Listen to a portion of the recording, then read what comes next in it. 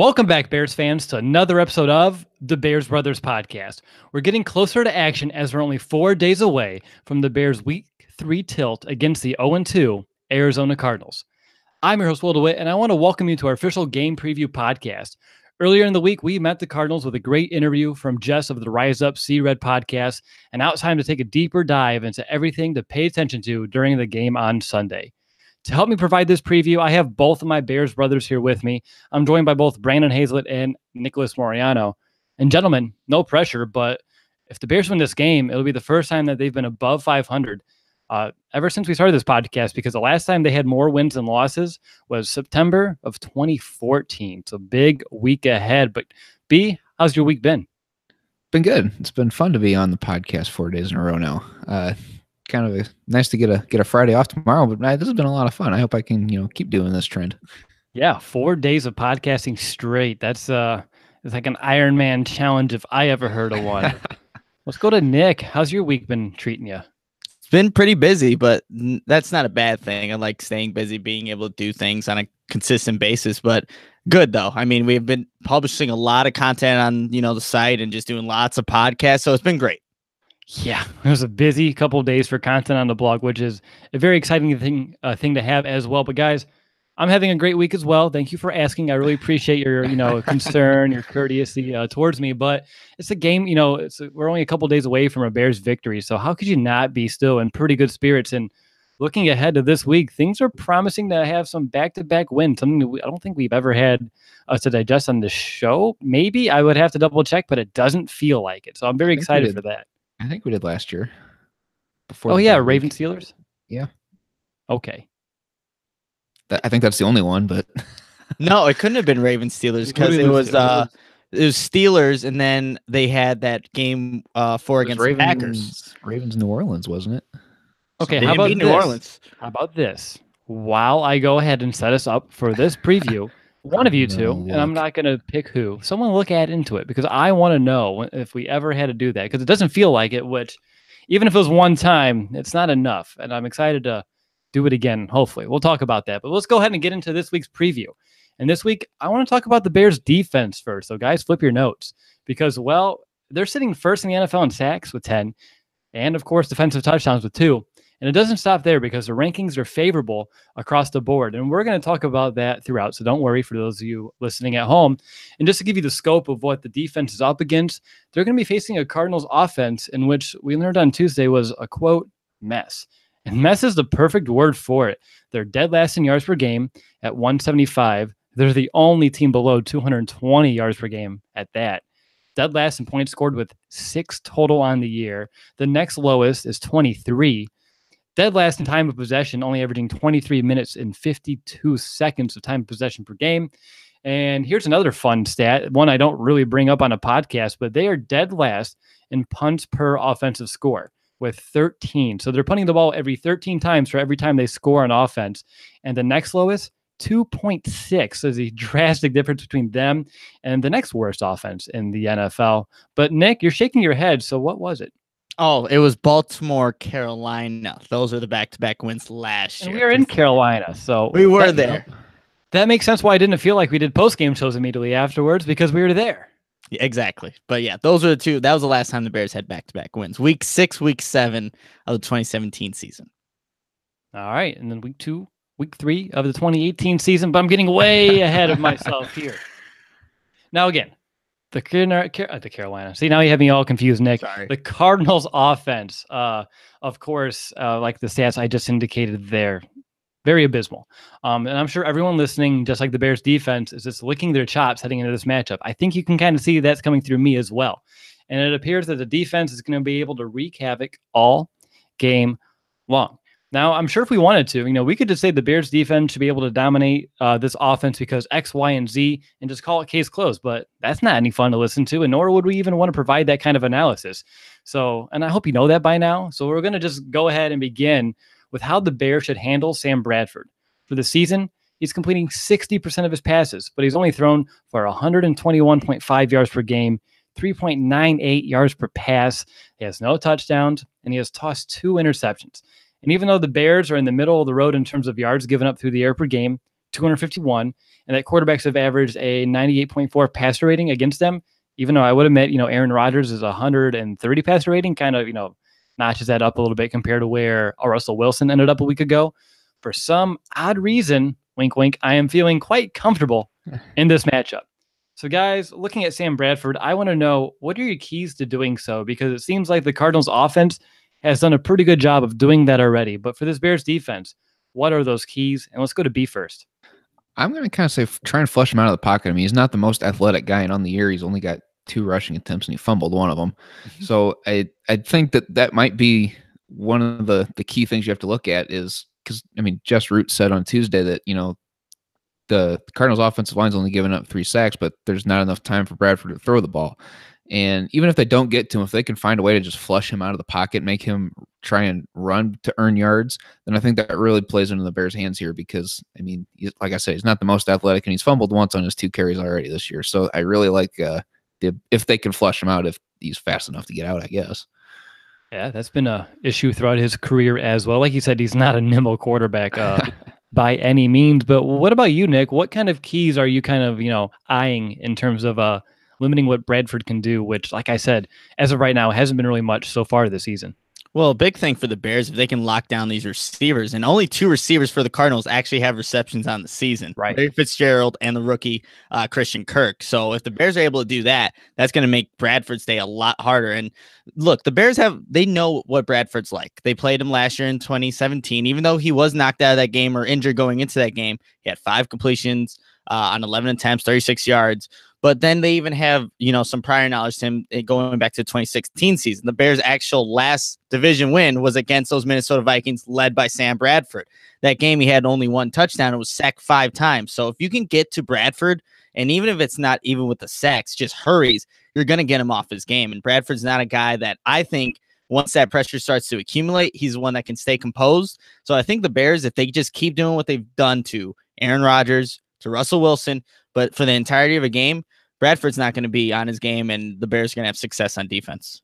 Yeah, I think you guys both hit it, pretty well. It all kind of comes down to pressure because, Brandon, you mentioned it. He's not the most athletic. Nick, you even mentioned it. If you get pressure on him, you find it, difficult to find a way to, avoid that pressure in the pocket. And then, of course, everything kind of collapses around there. And the Cardinals offense, which we'll touch on here in a few minutes, hasn't really given him much help at all, which I think is why you're seeing his numbers as low as they are.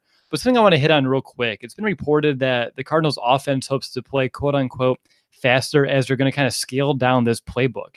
I want to know, do you think that's going to work in their advantage like they hope, or in the advantage in terms of Vic Fangio's defense, and why? Let's go right back to Nick.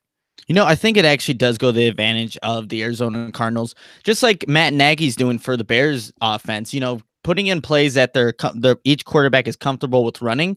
Simplifying things is not sometimes, a bad thing. So for Bradford, who maybe the offense was a little too complex for a lot of these rookie, young receivers, and obviously you have Bradford, who's a veteran, but putting in plays that they're practicing, throughout practice and are feeling comfortable with maybe those scripted plays, that could play to an advantage for the Arizona Cardinals. But still, other than David Johnson, that team really doesn't have a lot of playmakers with the aging Larry Fitzgerald. So I think it plays to their advantage, but it's still a very good Bears defense and not a very good Arizona Cardinals offense. Hey, Larry Fitzgerald does not age. His hamstring may say otherwise right now, but he doesn't age. He's timeless. But what about you, B? Anything else that maybe Nick didn't mention, or do you have a different perspective?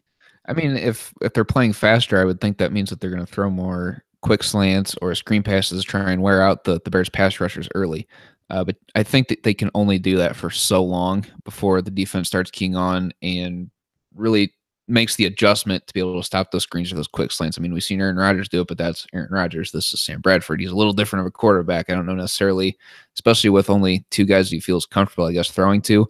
I don't necessarily know how well the quick slants are going to work. And with David Johnson out there, if they recognize he's going out into the flat, it's more than likely a screenplay. So I really like the Bears' advantage here, even if they do play faster, because there's just not a whole lot of weapons that you have to be concerned with. Absolutely. Nick, is that some tart pre-workout? It's green apple. It's got a very sour taste. So as soon as it hit me, I'm like, whoa, wow, this is strong. But yeah, it's good though. Yeah, I saw you down in the corner, and I was like, either he's highly disagreeing with what Brandon is saying. I hated it all, up in your mouth, and I was like, Yeah, it's definitely a pre-workout. Green apple. We learned a little bit more about you each and every day, Nick. Yeah, and I'd recommend that one though if you like sour stuff. There you go. Brand, you have to figure it out yourself. Not a sponsor, but all right, guys. So you guys already mentioned a few of these names. Let's go ahead and see who Bradford has to work with. Larry Fitz, he leads the team in receptions with 10 and targets 15. Then it goes to running back Chase Edmonds. And he's caught all 9 of his targets so far this season for 39 yards.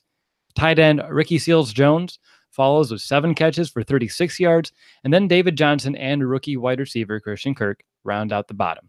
So to this point, the Cardinals really only have one viable option at wide receiver, and that's, the aging, as Nick likes to put here, Larry Fitzgerald, which it's a very fair assessment. He primarily does line up in the slot, so I'm kind of looking at Bryce Callahan here. What is your confidence in Bryce Callahan going up against this future Hall of Fame wide receiver? And let's go to Nick first, Mr. Pre-workout. I actually have that matchup lined up for one that's going to be a significant one in this game, because ever since Larry Fitzgerald moved in the slot in 2013, when Bruce, then head coach for the Cardinals, Bruce Arians, asked him to, he's caught more than 100 passes in each of his last 3 seasons. So he's been very productive from there, even though he doesn't age. So Bryce Callahan, a guy that, he's someone who can definitely stick to these opposing receivers and just, give them fits, gives them troubles. And he's been pretty consistent when he's on the field. But yeah, that's going to be a good matchup moving forward, because if Larry Fitzgerald's not able to do stuff for this Arizona Cardinals offense, I don't really see how it moves if the Bears are able to stop David Johnson in the backfield.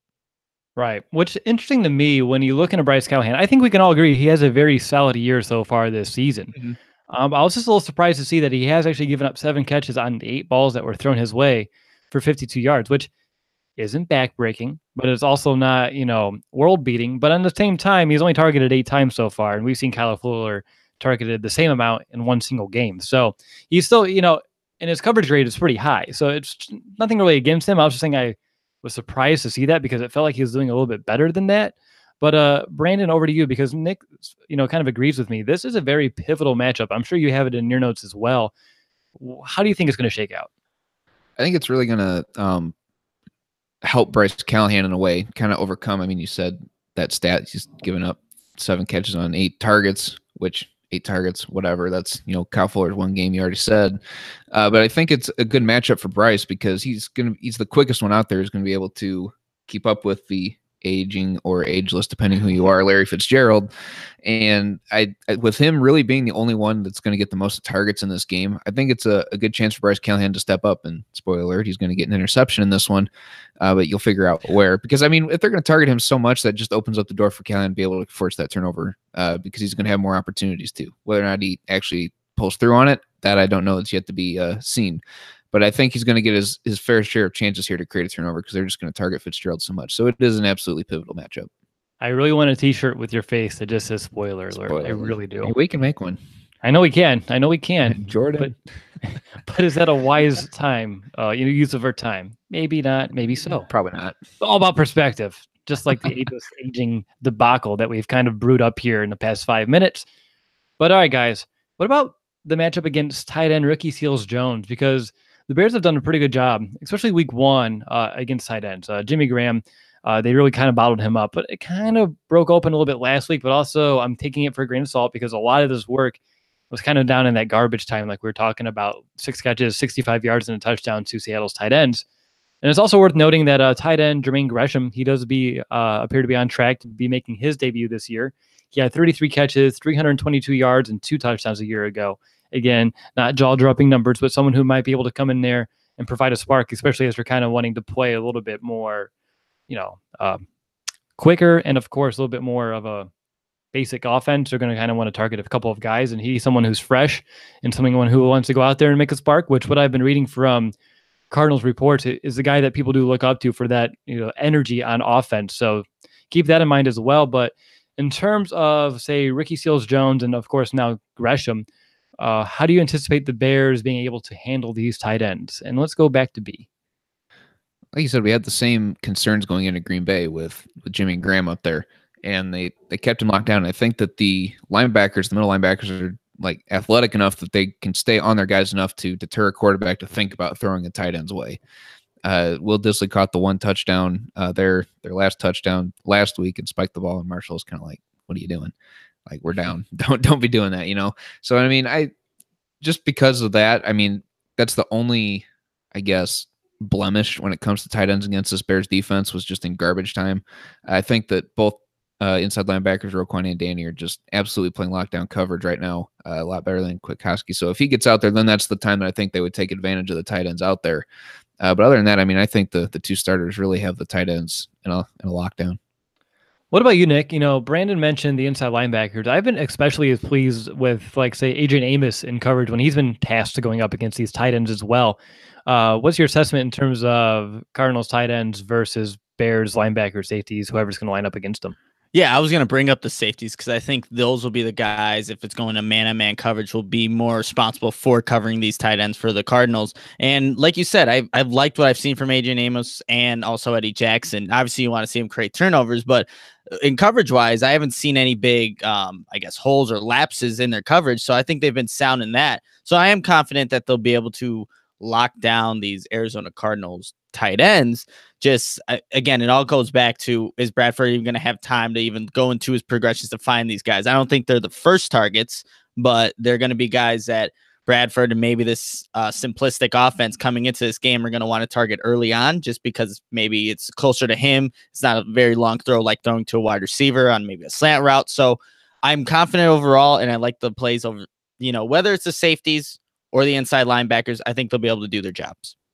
I just want to add, too, that Ricky Seals-Jones, their tight end, he's only got 2 years of experience in the league, and Roquan's the only one, as far as coverage guys, that has less experience. Eddie Jackson has the same amount of experience. Amos has more. Danny Trevathan has more. So there's just a lot going against him having a big game, and I think that's going to play a pivotal role as well, something that you're not going to see on the field, just smarts in the brain, I guess.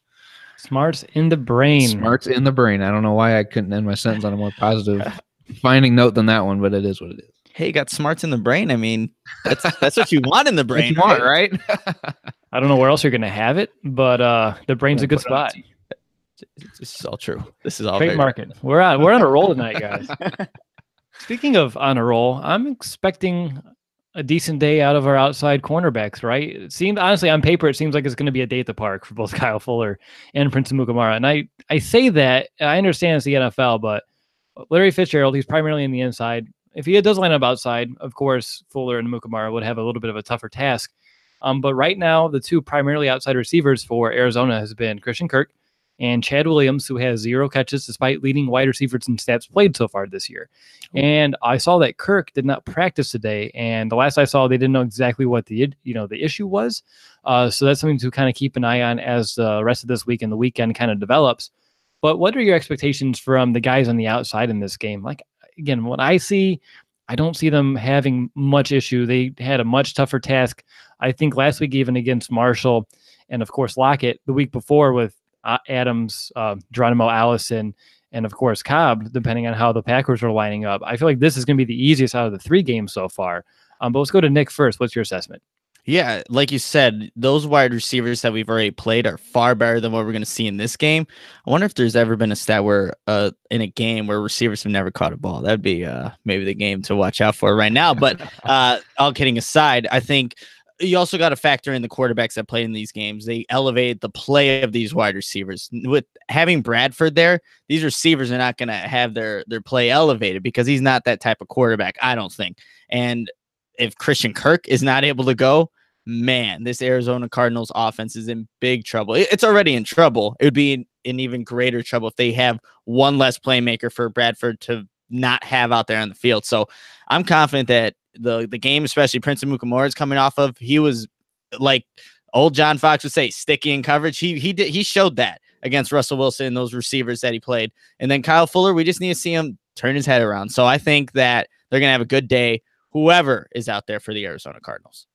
Yeah, especially with Amukamara. Like, a play like that for someone who's never had a pick six in any of his football career from time as a kid all the way to now, you better believe that's a confidence booster. And especially with, every position, confidence is huge, but defensive backs especially. Like, if you're not playing confidently, you're not going to play well at all. We saw that with Kyle Fuller a couple of years ago. And then once you start building a little bit of confidence, making some plays, it just kind of steamrolls a little bit. And if Amukamara can put another strong game, which all signs are pointing that he can, heading into Tampa Bay is looking like he's going to be able to play confidently, which I think we can all agree we're going to need the confidence, the swagger in this Bears defense for that matchup. But over to Brandon. Anything you want to mention in terms of the outside matchups? No, because it's hard to find a spot where Arizona can really like take advantage of the Bears defense in this one.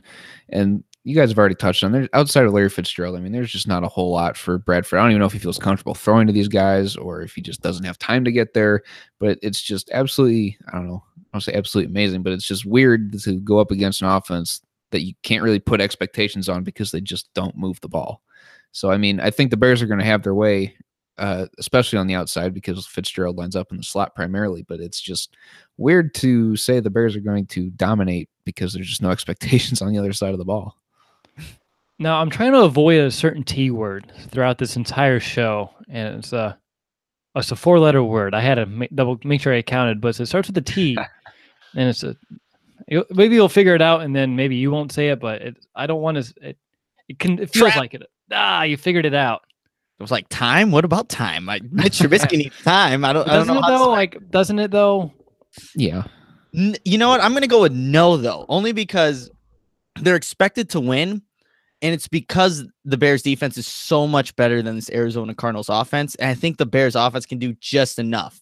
And obviously, yeah, this is what a trap game is. Basically, you're expected to win, but you don't play to the best of your abilities. I think last week, against the Seattle Seahawks, that was more of a trap game because with all depleted people that they had on the Seattle Seahawks team, from their wide receivers to the middle linebackers, and at Soldier Field, that to me kind of felt like that. But they came out and, took care of business. This one, well, we'll save it for later, but I just don't see that happening. Okay, we'll save it for later. Table it. We'll bring it back up when the time is necessary. But let's go ahead and to Brandon's fancy. Let's go ahead and take a peek into the trenches. Now, Arizona, it has the worst run defense. I am way ahead of myself. It's pretty bad too, but they actually have the worst run and pass blocking grades as a unit, according to Pro Football Focus. It's really not pretty. And in terms of pass protection, they've given up 32 total pressures, and they've been called for 6 penalties. And most of the penalties have came from left tackle Humphreys, the center Cole, and a right guard Pugh. Now, so guys like Floyd, Goldman, and Hicks, on paper, they seem to have some very, heavily favorable matchups. I want to know, out of those matchups, which one do you like the most and why? And Brandon, I have to go to you first. I actually almost, for my X factor, put Eddie Goldman because he's in just such a position to be able to take care of business in the middle of this defensive line here, going up against Mason Cole, because like you said, he draws a lot of penalties, and he's young. So that's one of the reasons why I think that he could really have a big game and really wreak havoc on Sam Bradford early on, because when there's pressure coming up the middle on top of from Khalil Mack and from John Bullard, Ray Robertson-Harris, potentially Leonard Floyd and Aaron Lynch on the other side, he just didn't have anywhere to go. So I really like the matchup with Eddie Goldman here because he came off he only had 1 tackle last week. It was 4 losses. It was almost a safety, that sack that he had there on Russell Wilson. I think that's a big confidence booster for him. And in this matchup, I hope he doesn't sleep on Mason Cole. I hope that he goes in there with a full head of steam and just really takes advantage of it, because that's really going to set the tone early on. So I really like that matchup a lot. What about you, Nick? Do you have another one? Yeah, so I actually like whoever's on the opposite side of DJ Humphreys, their left tackle. And we saw Khalil Mack last game move from the right side, left side. But Leonard Floyd, he is getting a new cast now, a smaller one, and he is able to maybe use those fingers now. I don't know how much of an impact that's going to have, but he hasn't played the same with that cast on. So I like whoever's matched up on DJ Humphreys. In the last game against the Rams, again, a very good defense, has some, obviously Aaron Donald, but he had a false start in that game. Consistently got pushed back, missed an assignment on a blitz that the Cardinals actually had blocked up. But again, just mental lapse. He blocks the wrong guy. Bradford has to get rid of the ball, or actually Bradford got sacked on the play. So that's a good matchup regardless of whoever's opposite.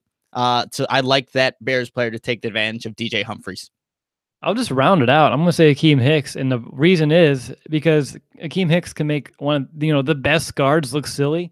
And right now, Pugh or Pooh, I mean, he might look like Pooh at the end of this one. And that's a really crappy joke, and I apologize. But, I mean, it's Akeem Hicks, and he's been playing lights out. He has Khalil Mack next to him 9 times out of 10. And this is where it gets real interesting, guys. It's no matter where you cut it, the Bears defensive line, the edge rushers, they look like they can have a field day no matter which matchup you're looking at. And that's a good sign for the Bears because, again, with so many favorable matchups, I don't know if there really is any way of the Cardinals slowing down the NFL's most disruptive pass rush in our Bears. They have 40 total pressures through 2 games, which, gosh, it feels good to say that we have the NFL's most disruptive pass rush. I mean, puts a little bit of a smile on my face. But yeah, I think Akeem Hicks, and honestly, I think anyone who Khalil Mack is lined up week in, week out is definitely a matchup to pay attention to and the one that we think can go in our favor as well. So not that we're sleeping on Mack, but just looking at some of the other guys as well. All right, real quickly on Arizona's rushing attack, the offensive line, they've really struggled to generate, much push at all this season. On the year, David Johnson has 22 carries for 85 yards. The Bears defense is the 4th best in the NFL in yards given up per game on the ground, 71.5, and they only allow 3.6 yards per attempt. So with that stout front 7, they've really been able to bottle up backs this year, and I don't anticipate that stopping in this game. So it seems rather straightforward, but technically David Johnson is probably, the best back we've seen so far this season. So he's just been put in a bad spot, and he hasn't been used a lot. 11 attempts per game, which for us in our frustration with Jordan Howard getting 13, 14, I can't imagine what 11 even looks like. Steve Wilkes, he said that this week the plan is to get Johnson the ball in space. So I want to know, what do you guys want to anticipate here? And what's your confidence in the Bears to bottle Johnson up if he does get in some space? And let's go to Brandon first. Well, they can't really give David Johnson the ball in the running game because they're not putting up points. They're just immediately behind and forced to throw the ball.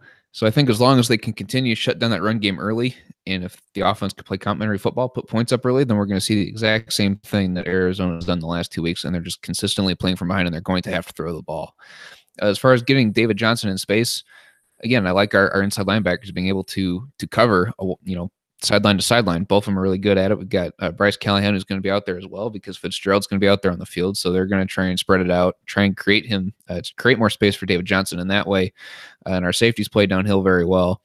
So I think really as long as they can lock on him early, if that's going to be their game plan, then I think that this offense, the Cardinals offense, is just going to spiral back to what we've seen the last 2 weeks where they just have to throw the ball and have to get it to Fitzgerald because there's no other way for them to really move the ball. Yeah. What about you, Nick? I think for the Bears to be successful, it's going to be on that first down where I think the Cardinals are going to want to use David Johnson in that passing game. So just like the Bears have done with their running backs, really passing, just passing in general. I think that's what the Cardinals, going back to this simplistic kind of offense they want to bring out here. That's where these inside linebackers are going to have to be stout in coverage. And I think Roquan Smith and Danny Trevathan are definitely capable of, mirroring David Johnson wherever he goes. So I know they want to get him more involved in the passing game, but I just don't see it happening. I don't really see this Arizona Cardinals offense have any success against this Bears defense. Yeah, that seems like to be the consensus of everything we've talked about now for 25 or so minutes. Is there anything else in your notes that you want to bring up, guys? The only thing, and this I'm just kind of stretching here, they are playing on turf. That Bears defenses look fast, out on grass. And obviously we all know the memories of this Bears defense and what they've done to Arizona in the past, but I think they're going to be even faster this game, which is crazy to say because, again, playing on that turf, that quick get-off speed, you're not on Soldier Field grass where it can give out on you at any second. This could be a game where this defense is just, you see like the potential it can really have just because of the environment they're in and, not actually playing in a primetime game, which I don't know how that factors into it, but being in in an opponent's stadium on turf, just getting after the quarterback, I think it's going to be beneficial for the Bears, especially because Sam Bradford is just a statue back there. So they know they're just going to go hard every single time, collapse the pocket, and hopefully get Bradford. I like that. That's a very unique perspective that, a lot of people don't. Again, slight stretch maybe, but no, turf technically is faster, and this defense has played fast. So, it just makes sense to see him just take it up just a little bit on that artificial surface. But over to Brandon, anything in your notes that you like to kind of bring to the table? I'll retable what Nick was holding there. They put on the table with the T word. I hope that they don't play down in the competition level. I hope they don't look at this game the defense does like we're looking at, like they're going to dominate every aspect. They have to go out there and they have to dominate it. If they don't go out there with that mindset, then I don't know necessarily that it's going to go all that well because they can't afford to give up the big quarter. Like I've been saying, and with this offense, they haven't shown that they can score yet. So I hope that they go out there and they continue to keep that trend on the Arizona offense, because I am a little worried about whether or not they'll be able to play to the level of energy and detail that I think they're capable of, just because this is a weak offense. Yeah, good points there. For me, just a couple things. The one in particular, third down woes for the Cardinals. I mean, they're abysmal. They're only averaging a conversion rate of about 20%, so they're only converting 1 out of every 5 third downs. Big reason why, of course, they're bottom in the league of time of possession, unable to sustain drives.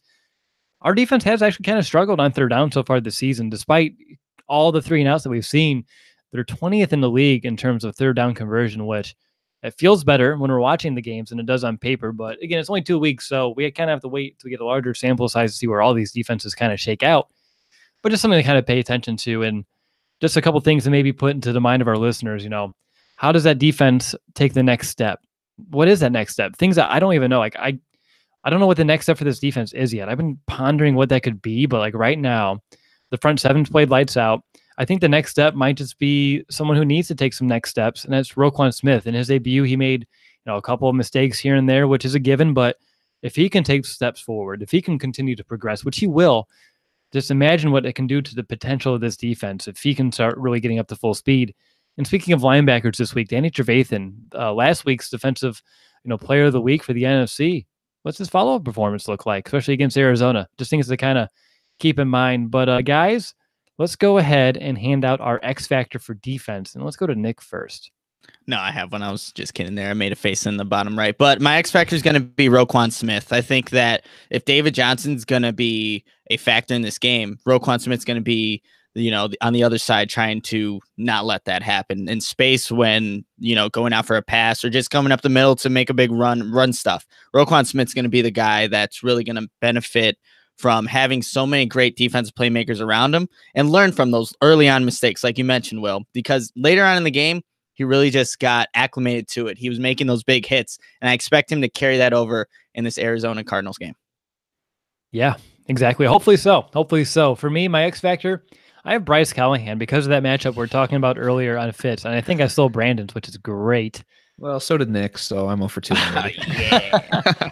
I'm glad I cut in line here, but Bryce Callahan, if he allows Fitzgerald to become the hot hand, the guy that Bradford actually can rely on, and starts giving the offense as a whole confidence, that's really the only way that I can maybe potentially foresee this defense having a problem in this game. So for me, Bryce Callahan is going to play a very vital role. His success will lead to the Bears' success. I'm not saying that if he mildly struggles, the entire defense will, but it's definitely not going to help our cause whatsoever.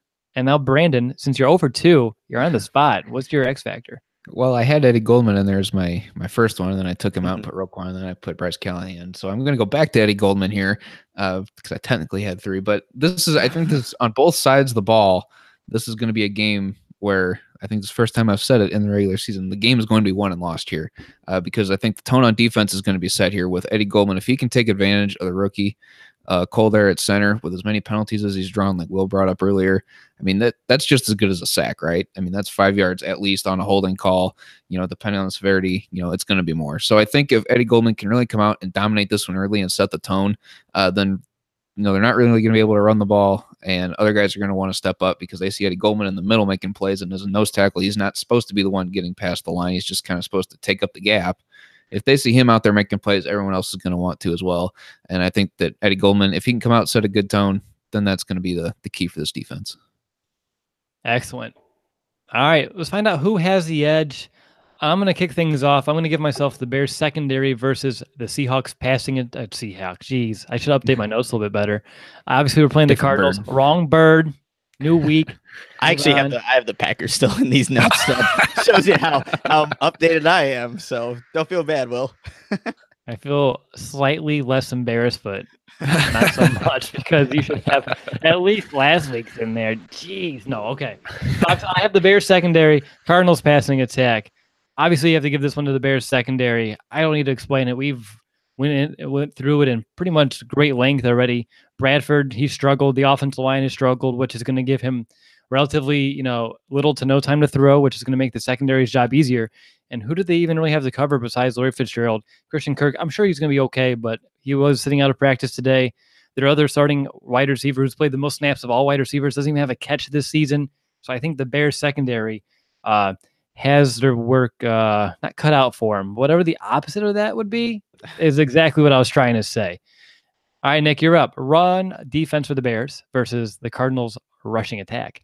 Bears. I was going to actually, before you went through 3 matchups, you say Bears. All of them are going to be Bears. I know what Brandon's going to pick, but yeah, it's self-explanatory. The Bears just have too many playmakers on that defense, and it's one player in David Johnson, and that offensive line is not creating any type of push for him. And I see this game being where the Bears go up ahead early, and then they kind of have to abandon the run game. So again, the Bears are going to dominate this one on defense, and David Johnson's not going to be a factor. So Bears defense, Bears rushing defense, however you want to put it. Bears everything. Bears everything. I like that. Yeah. Brandon, you know what's left. Bears pass rush, Cardinals pass protection. If there was any time where I could confidently get a broom out for this one, get your brooms out. This one's a clean sweep because we all know that it's going to be the Bears pass rush in this one. I mean, don't let the 3 sacks that Arizona's given up throw you for a loop. They've given up 32 pressures, like Will said earlier, and even our guest said on Tuesday. Bradford just does not have time to throw. And with Khalil Mack, Akeem Hicks, and maybe a more effective Leonard Floyd with the smaller cast, like Nick brought up earlier, Arizona's in trouble. And I'm not even bringing up, the other half of the guys that can bring that pass rush potential that we've seen: Aaron Lynch, Eddie Goldman, Roy Robertson Harris, John Bullard. We've seen some A-gap blitzes this year. I mean, there's just don't forget about the nickel blitzes. Don't forget about the nickel blitzes. So, I mean, there's all sorts of areas that the Bears can pressure Sam Bradford, and it's just not going to look good for him. So get your brooms out. The Bears defense is going to win this one. Is Mike Glennon active? Do we know? I'm sure he's active. Oh, man, it would be crazy to see Mike Glennon on that. They're going to knock out Bradford. They're not going to want to put in Rosen.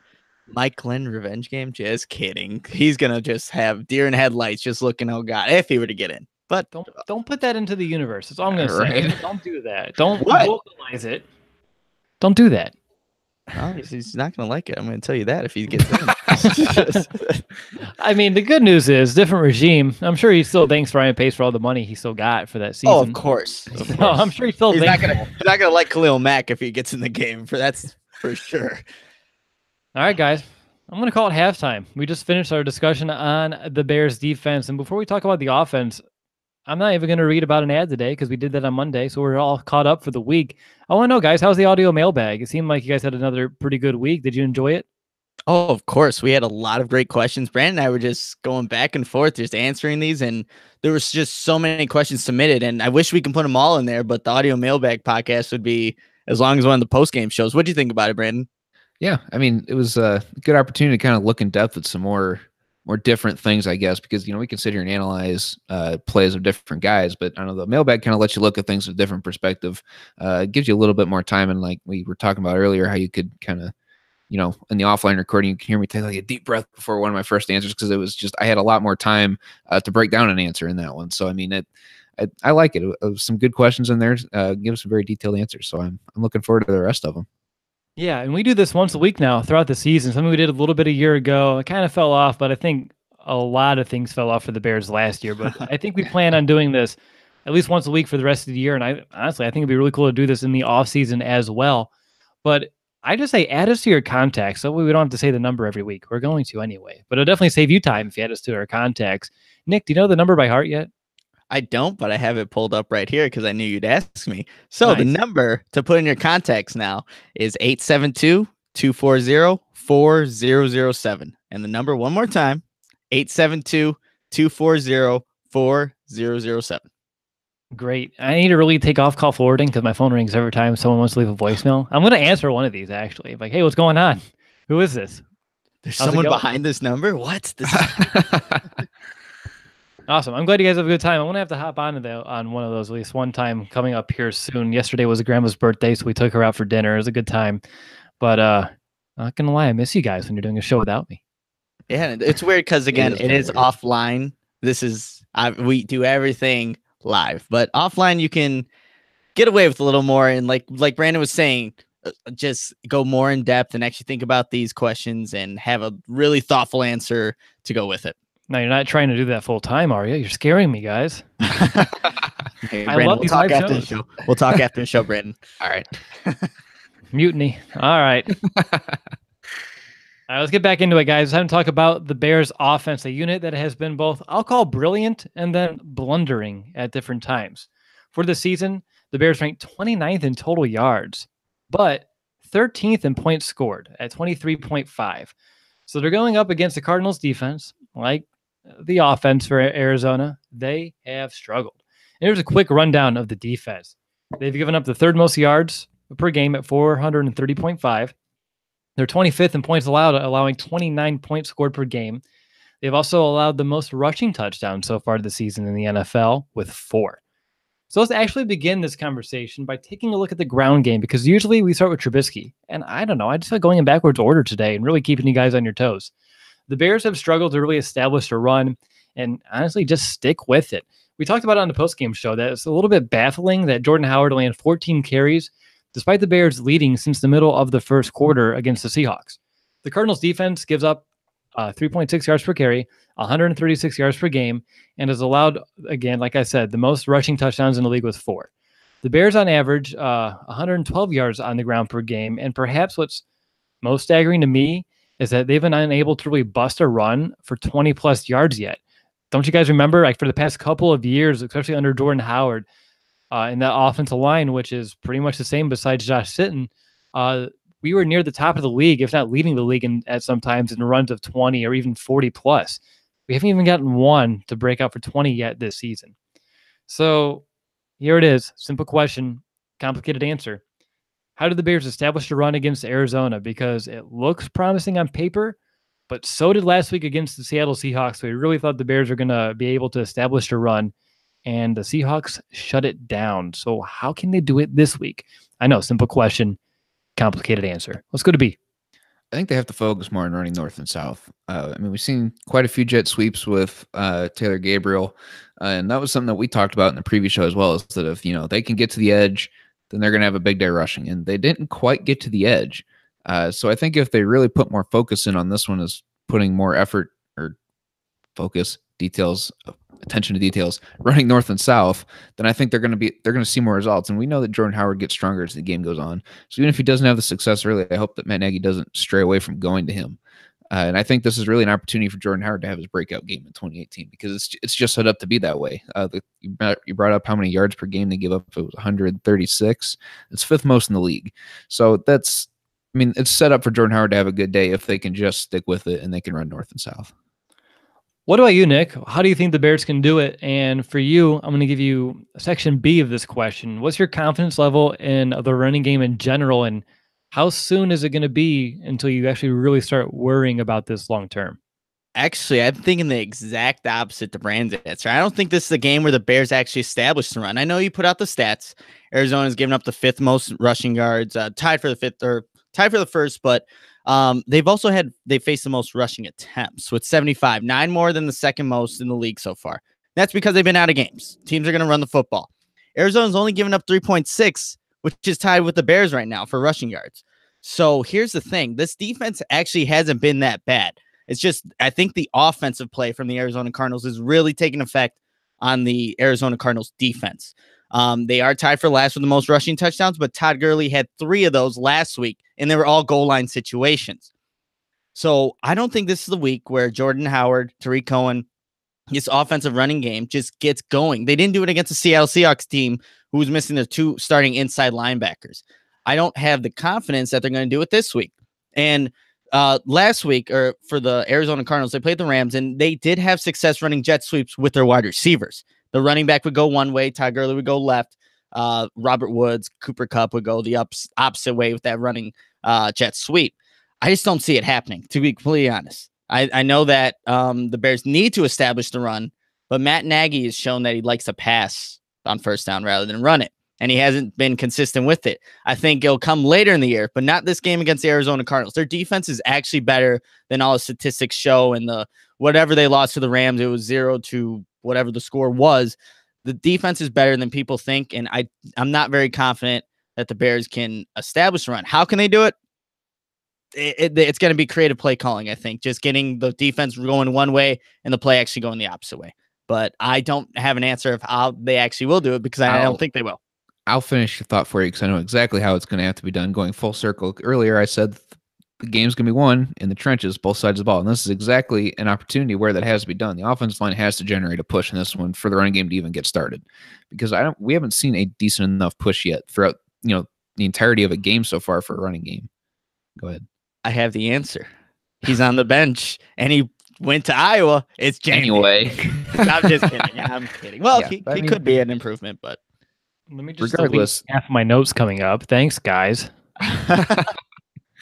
Regardless, the offensive line needs to get a push started, and you can't run north and south if you don't get the push started. Maybe that's why they have spent so much time trying to get to the edges, because they're not confident, I guess, in the offensive line to get a good enough push yet. So I don't know, just a thought. I mean, they haven't done it. Like the offensive line has not given them a push, which it's hard though when you're dropping back, 40 times a game, because that's how many times we've been passing. So like when you actually need to fire off the ball, it's a little bit different. So again, if you do it more consistently, wear down a defense, get your offense playing more aggressively, then maybe things will kind of come together. But it's still astounding that how difficult it's been for this team, because even though we didn't see a lot of running attempts in the preseason, especially with, of course, Jordan Howard, even early during training camp, I really thought we'd come into the season and kind of stick with it a little bit more than we have, but we'll see exactly how it goes. And speaking of, running backs, one more question on him real quick. Tarik Cohen, I want to know your thoughts on his usage. Only 13 total touches so far this year, 66 yards. So that comes out to over 5 yards per touch throughout the first 2 games. And I know there's a lot of talent to kind of spread the ball around here on this offense, but what do you think? Do you think Cohen's being underutilized, correctly utilized? God forbid, overutilized at the 13 touches in 2 games, but I'm going to give you at least all 3 options here. Let's go to Nick first. What are your thoughts on how Nagy's used Cohen throughout 2 games? Yeah, just looking back to the last game, he was only on the offense 40% of the times, 28 snaps. Definitely not a lot.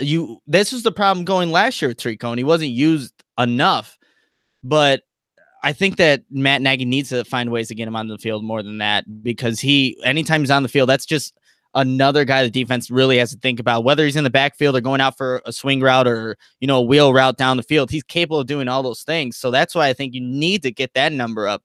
Yes, they have a lot more weapons, but Tarik Cohen's too good to be on the bench. And like I said, only 40%, that's definitely not enough. That needs to increase moving forward.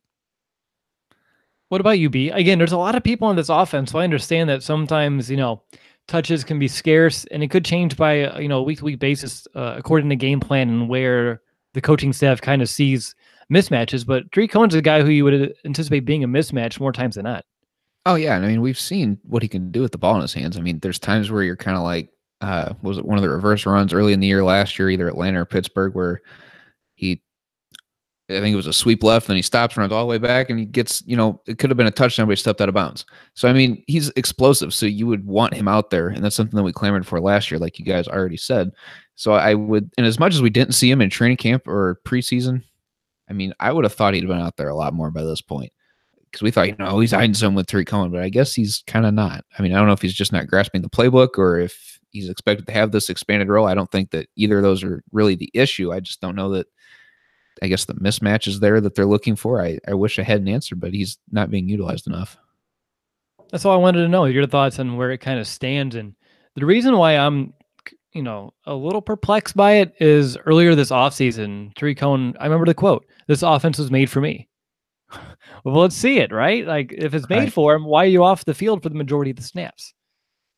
Again, it's early in the season. I'm trying not to jump to many concrete conclusions, but we need to, of course, keep tabs on things as they kind of develop. Well, and again, with all the new weapons that they brought in, Allen Robinson, Taylor Gabriel, Trey Burton, all these guys, we expect to contribute. The one guy that he's got chemistry with is Tarik Cohen, at least, Mitch Trubisky. So, I mean, I would think that would be one reason to get him out there more. I would say he's building a chemistry with Allen Robinson. We can talk about that in a little bit, but we'll throw out the tabling term again for this podcast, and we'll hold off for a second. Now, let's go ahead and transition to the guys up front. The offensive line as a whole has been, really strong in terms of the pass protection. They've only given up 16 total pressures. So think about that. The Bears, as a defense, have gotten 40 pressures. On offense, they've only given up 16. So really good contrast there. And Mitchell Trubisky, he's been accredited with 5. So only 11 kind of come from the offensive line. And now, again, it's a little bit of a different story with the running game, but you guys kind of jumped the gun on it. So I'm going to kind of skim up through my notes and transition over to the passing attack. And let's talk about that Bears pass protection this week, because the Cardinals as a team, they have 4 sacks and they have 39 total pressures, which actually is 1 less than the Bears defense, which kind of goes to the next point of, maybe they're not that bad. But I also counter it with they have been on the field more than any other defense in the NFL, so they've had more opportunities to kind of generate these rushes, where the Bears defense has been, I think, on the field the 4th least so far, which is not a very bad spot to be in, especially considering for the past couple of years, they've been the defense that's been on the field the majority of these games. It's kind of flipped a little bit. They're playing a little bit more rested, and I think that's why we're seeing an impact. But getting back on the offense here, I want to know, because when you look at, the Cardinals defense, they don't have any one person, at least this season, I would say, that overly worries me. Chandler Jones had a really good season last year, but he struggled this year, at least so far. But I want to know, what are the matchups that you're anticipating being the most crucial on Sunday in the trenches in terms of protecting Trubisky? And let's go over to Brandon first, because he is Mr. Trenches. I'm a little more worried about the inside guys than I think I should be, just because Just Root said on Tuesday, because I asked him about the middle of the defense, is that the weakest spot with the defensive line, and the middle linebacker not really scaring me. And he goes, well, don't sleep, I guess, on Robert Nkemdiche and Corey Peters. They're not bad. They play their gaps well. They're disciplined guys. Nkemdiche sometimes tries to make plays when he shouldn't. But outside of that, I mean, if they're 2 solid guys and if they can get pressure up the middle, especially on Eric Kush, who seems to be the weak link on this offensive line, I think that we can all agree on that. Then yeah, I think that that's one matchup that I would look at as the middle of the defense versus Eric Kush and potentially Cody Whitehair if he has snap problems, which we didn't see last week, thankfully. But that's kind of where I'm looking. Outside of Chandler Jones, kind of looking at something different here, just because I wasn't getting the answer I thought I was going to get to that question. So I'm going to say the middle of the Cardinals defense may provide more problems than I think we'll anticipate. Okay. What about you, Nick? I had Robert Nkemdiche, or however, number 90 on that defense, being a guy that can give the Bears trouble. But another guy, Benson Mayowa, man, I don't like these guys' last name. Sorry. He leads the team with sacks right now with 2. So a guy that, just watching the tape from the past 2 games that they played, a guy that he's fast off the ball. And so that's going to be on the tackles, just being, obviously quick off the ball themselves, being able to keep Mitch Trubisky upright, which they have for the most part this season. So that's another guy in terms of that front 7 to really watch out for. But the inside linebackers, the thing with the Arizona Cardinals, both their former first-round picks are having trouble getting on the field, which is interesting. Now you have it with Deion Buchanan and Hassan Reddick, those being the 2 former first-round picks. They're actually being replaced right now by Gerald Hodges and Josh Bynes for inside linebacker, who are just been journeymen throughout this league right now.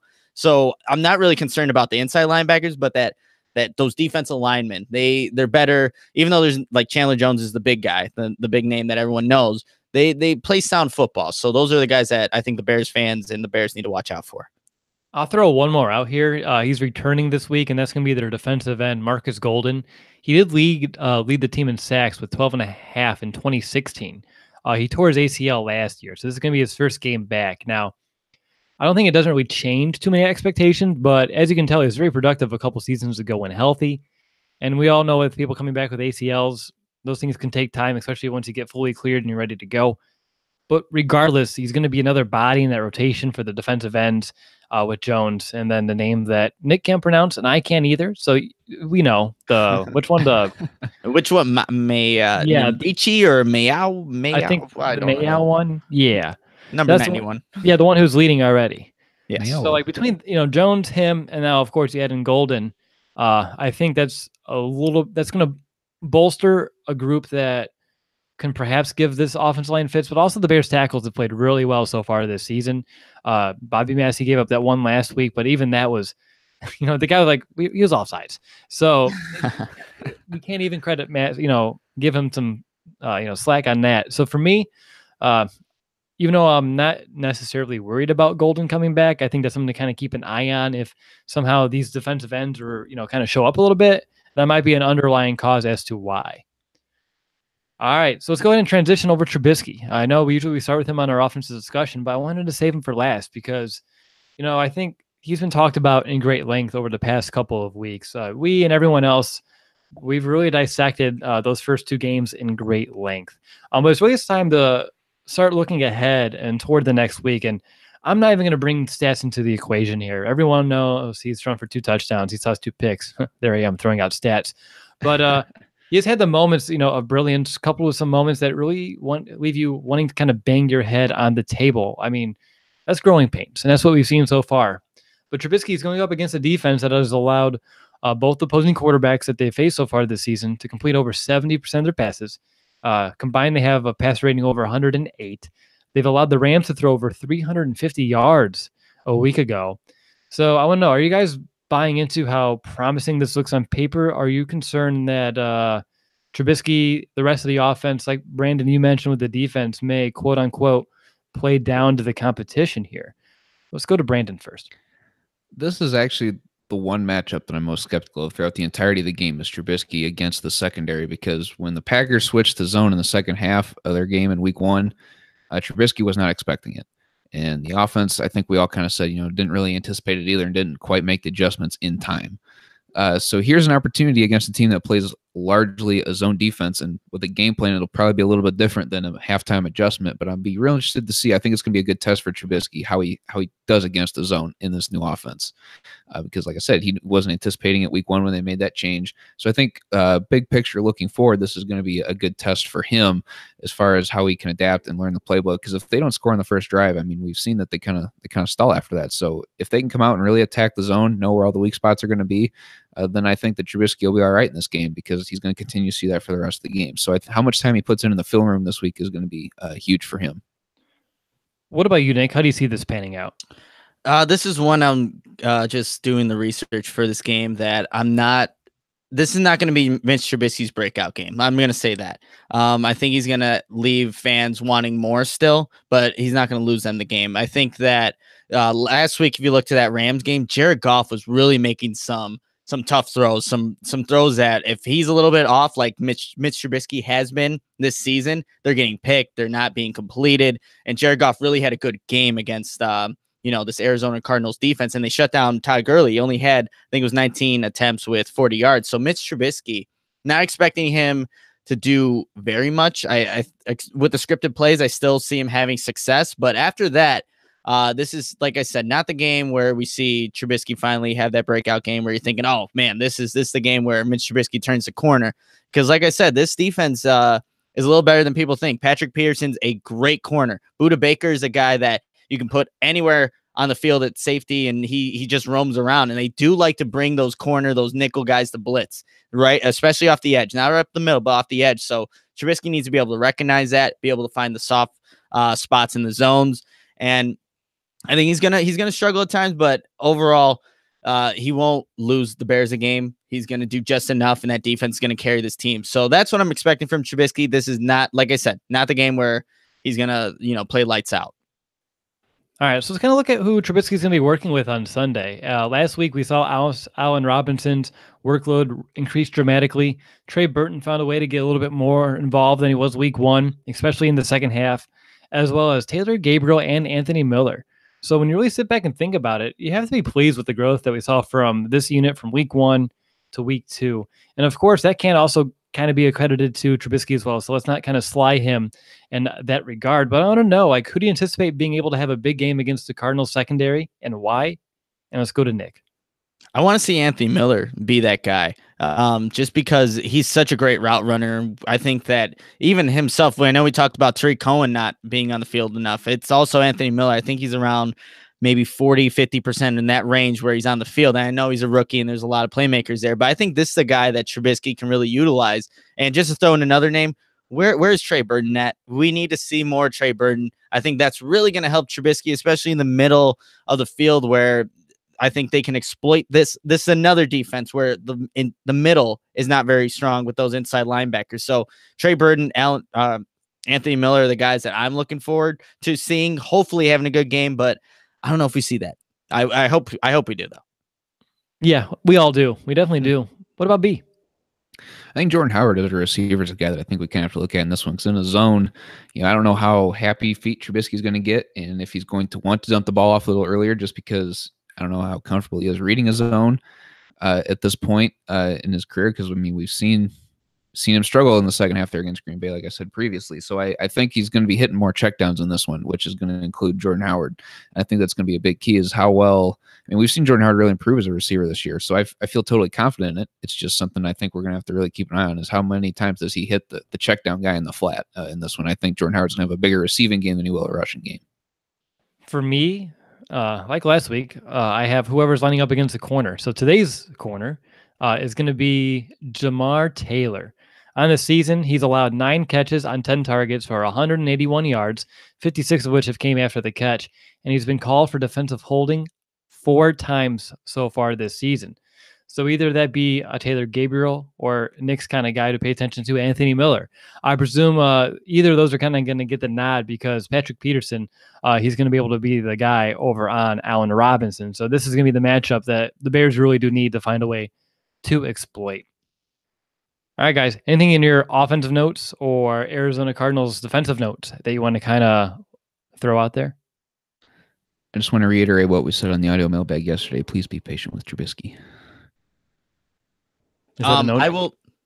Well, yeah. Well, I'm sorry, it just delayed there. That green apple is actually getting to me now. A big thing that was successful for Goff going against this defense, the play action pass. But the big thing here, which we haven't seen from Mitch Trubisky in this offense, is when he has his back towards the defense to really sell that run fake. That really worked for the Rams going into that Cardinals game, where the rushing attack wasn't working for him.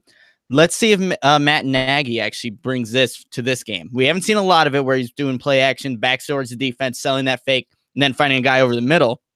This would be a good opportunity to see that, because I don't know if Mitch Trubisky's maybe comfortable with that right now, but I think this would be a good game to utilize it, because it really did work against the Cardinals when the Rams did it last week. So that's just one thing to look for in this game. All right. So for mine, I'll give you guys an option. You want to hear about red zone or third downs or both? I mean, both sounds fun. Neither. That wasn't an option. That was not an option, Nick. Now you're a crab apple as well. All right, so I'm going to give you both because you said neither. All right, so red zone real quickly. The Bears are tied for 7th in the league in terms of red zone trips per game. We've gotten down there 3.5 times per game so far this season. Don't forget the Bears were dead last in this category a year ago, so this is a huge sign of improvement from this Bears offense. But there is a problem. They're 25th in the NFL in terms of efficiency. They're only able to score touchdowns on 42.9% of those trips. That must be improved. And hopefully he can this week against Arizona, because the Cardinals have allowed opponents to score touchdowns in the red zone on 70% of those red zone trips. And they've also allowed the league most 5 red zone trips per game on average. So the Bears, in terms of the red zone offense, should be able to get down there like they have so far this season. And hopefully they can boost that average of 42.9% up a couple pegs. And just real quickly on third downs, or else I think Nick's going to just leave this podcast. The Bears offense are 10th on third down, actually, 41%. And now that's really not a bad number. And I think we can all agree that we have seen some really easy opportunities kind of being left still on the table. So even though that's disappointing through 2 weeks, that's still a very encouraging sign of where this offense can kind of grow into, especially on third down. And just speaking of encouraging signs, Arizona third down defense, second worst in the NFL, 50%. So, and that goes, they face the most third downs in the entire league. They've been on the field for the most. We've seen it in Chicago. They get wore down. Like, it just happens, especially as games kind of wear on. All right, guys, defensive X factors. And I'm very defensive. Offensive X factors. You don't want to do defense again, Andy Goldman? I could, but you guys took my first 2, so no. That's why you're going to go first this time. Who do you got for offense? Our offensive X factor is the entire Bears offensive line. And it's not necessarily the pass blocking, but it can definitely be included, because Arizona, they do have a handful of sacks in 2 games. So don't sleep on the fact that they can get to the quarterback. But Arizona gives up the 4th most rushing yards in the league, as we already talked about. So if the line can generate a good push, I mean, this could be a chance for Nagy to see what Jordan Howard really has. And I know Nick's not all that optimistic about it, and I don't know that it'll happen either, because I think he'd rather have the short passes in the running game. But don't undervalue Jordan Howard in this one. I think this is a good opportunity to keep that Cardinals defense on the field. Like we talked about, they've been out there the longest of any team this year. Let's keep them out there, wear them down, and then you can hit them with the passing game later. So I think establishing the run by getting a good push by the offensive line is going to be the X factor. So the entire Bears offensive line is my X factor. What about you, Nick? So I haven't chosen him as my X factor all year, and I'm going to go with Mitch Trubisky. This can easily be a blowout win for the Bears, but it all depends on him. If he's able to make the proper throws, keep this offense moving, this can easily be a blowout. But regardless of how I think Mitch Trubisky plays, he can't play horrendous.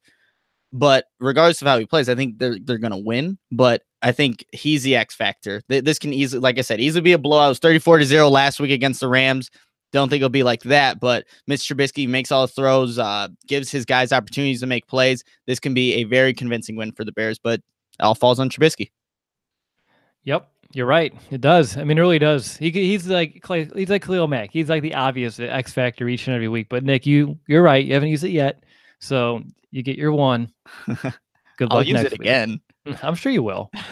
You'll forget to update your notes, right? Yeah, and this one will still be the Packers going into next.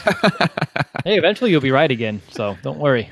Yeah, December 16th. So there you go. All right, my X factor, I'm going to give it to Tariq Cohen. We mentioned he already averages 5 yards per touch. The problem is getting him those touches, only 13 touches throughout 2 games. And I'm sure he's a little bit frustrated by it. And against the Cardinals defense, that allowed running backs to gain 130 yards receiving in week 1 alone. It's go time for Cohen. It is. I want to see him kind of have a breakout game on offense because I'm sure he's ready to kind of have one, and no one's going to complain to see it. But it's funny this week with Cohen in terms of fantasy football. A lot of people are like, "Is this it for Tariq Cohen? Has he reached his peak of fantasy value?" And I'm like, "You need to relax. He's going to be fine. Just gotta work his role into this offense." But I want to see it this week kind of silence those doubters that maybe are starting to kind of creep up. Not really Chicago Bears fans, but more of that national kind of scope. All right, guys, who has the edge? Brandon, you're up first. Bears passing attack, Arizona secondary. I'm going to give it to the Bears passing attack, but not by a whole lot. The Cardinals defense, they do give up the 6-month passing yards. And I don't necessarily think the Bears dominate in this department because Trubisky struggled with the zone, like I said earlier, against Green Bay. I think we see improvement because the scripted plays are going to be geared more towards facing a zone. I just don't think, I think that the Bears receivers are going to be good enough to help Trubisky in this aspect. They'll be able to run really efficient, solid routes like we've seen all year, and they'll be able to get open, create bigger windows for Trubisky in that way. I'm just not 100% confident in them dominating this aspect, but I do give it to the Bears passing attack.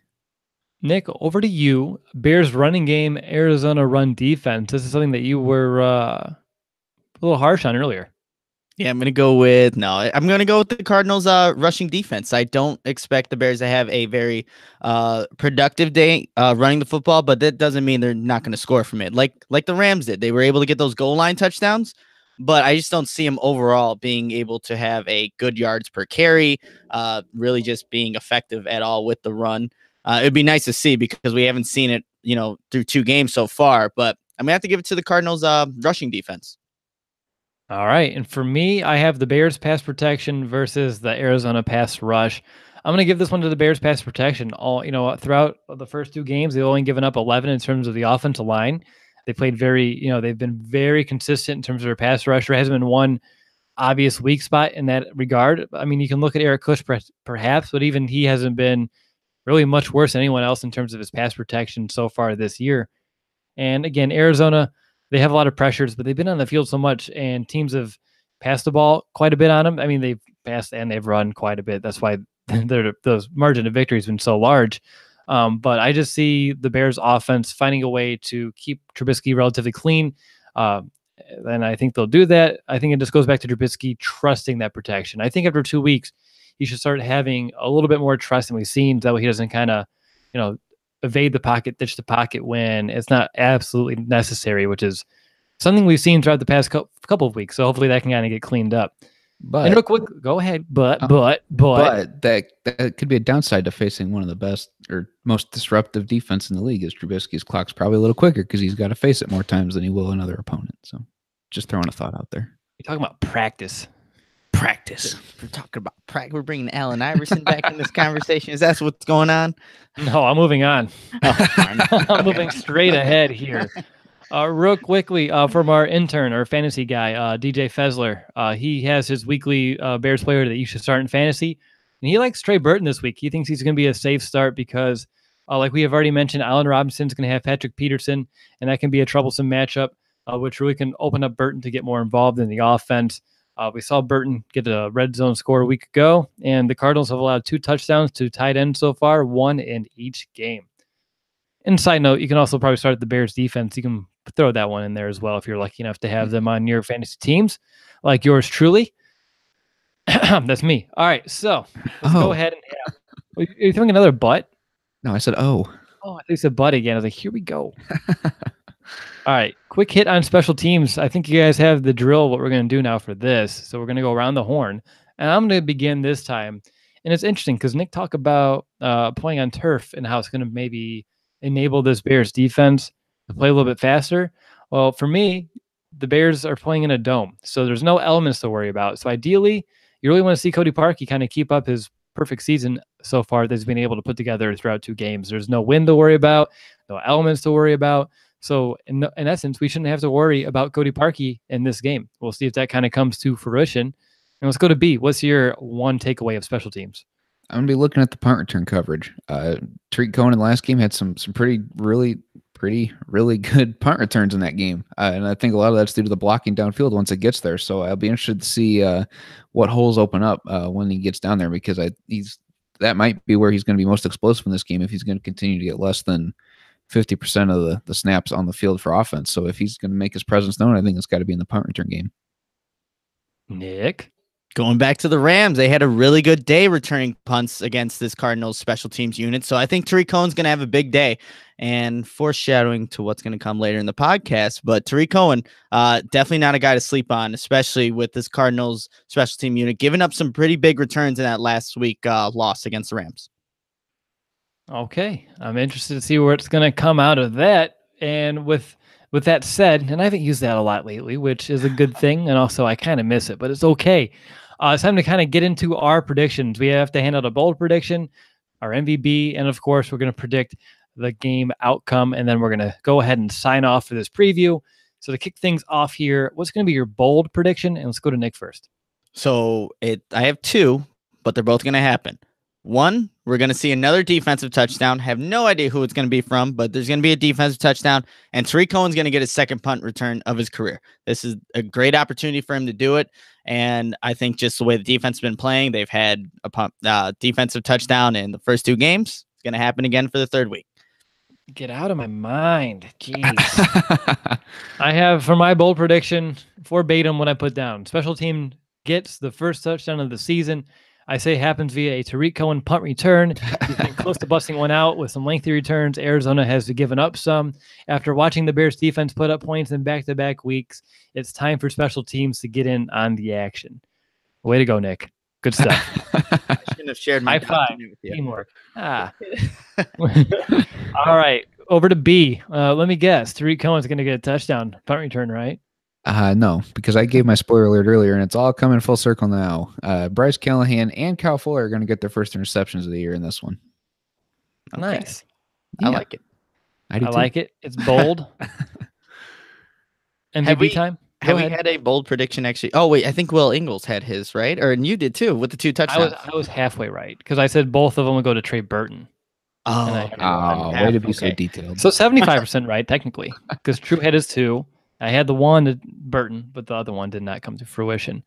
But I'm okay. Anthony Miller is a good option to kind of get his first career touchdown out of the way as well. But no, yeah. So 75%. I think Ingles had one as well, but that's it. That's why they're bold, though. Mm-hmm. I thought my first week would come through. MVBs? MVBs. B? MVP, Khalil Mack, because it's really hard to not give it to him in this one. I think he's just really, I don't want to say by himself, but he will be a large part of why Sam Bradford cannot get the ball off in this one. He's just been wreaking havoc all year. Now that he's more football callous for the year, Khalil Mack's going to be the MVP. Yeah. I mean, we talked about that in the postgame show. Like, it's probably going to be a weekly occurrence with Khalil Mack, which that's my one. It's not a bad thing yet. Everybody gets one. All right, Nick, how about you? I said that he was my X factor, and he's also going to be my MVP on defense. It's going to be Roquan Smith. I think if David Johnson or this Arizona Cardinals offense wants to have a good day, it's going to be through Johnson. And I think that Roquan Smith is going to be the guy that shuts him down. So going Roquan Smith, you look a little disappointed there, Will. Is that yours or no? Okay, never mind. No. Okay. My disappointment is that's 2 weeks in a row we've picked 2 defenders, which is great because this Bears defense is playing so lights out, but I was just perplexed because we had such great confidence with this Bears defense to what it's going to do. I figured MVP would have to come from the offensive side, but that's not necessarily the case, at least of what you guys pointed out. But I will hold my end of the bargain here, and I'll give you an offensive player. And Trey Burton. And again, it can maybe even classify as a bold prediction at this point. But like Fessler already said for the fantasy little section, I really think that Robinson really can't be targeted 10 times a game again. So those throws need to be shifted somewhere. And I think that somewhere is number 80. And I can mention very favorable matchup over the middle of the field. And maybe this is a game where he kind of can break out. We need it. I mean, he's getting paid a lot of money. We really want to see him kind of break out and have a game where, like, oh yeah, that's why we brought him in. So far, he's had flashes of it, but as that move tight end, I'm really wanting to see him kind of get out there and be a little bit more involved than we have seen yet to date. All right, so time for game predictions. Real quickly, our standings are pretty simple. We're all 1-1, just like our Chicago Bears. So I want to know who wins this game and what's the score and why so. And let's go over to Nick.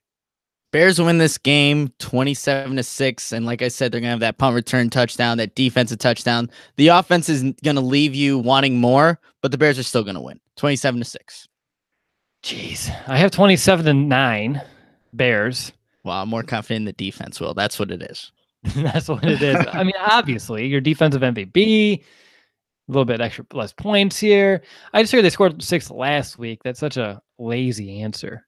I did have 6 last week, so I would have picked it out. I'm talking about the Cardinals. Oh, okay. Very true. No, they had 0 last week. Was it 0? Was it last week? Oh, they so 2 weeks 6 ago. Week 1. Yeah. Well, I'm lazy for forgetting what week they didn't score points and what week they only scored 6 points. Sue me. But anyway, 27-10. Defense is going to dominate for the most part. I said 10, didn't I? I meant 9. Defense is going to dominate for the most part. I think the most of the yards you're going to see is going to be in garbage time yet again. But the Bears offense, I mean, the Cardinals have given up a lot of points so far this season. I don't see it slowing down. And even though we're not as optimistic, or maybe that's not the right word, maybe not as hopeful of what the Bears offense can do in this game compared to the defense, which, again, that defense is, arguably top 3 right now. It's easy to not have the same exact expectations, but I think the Bears win convincingly and move on to 2-1 for the first time since having more wins than losses since 2014.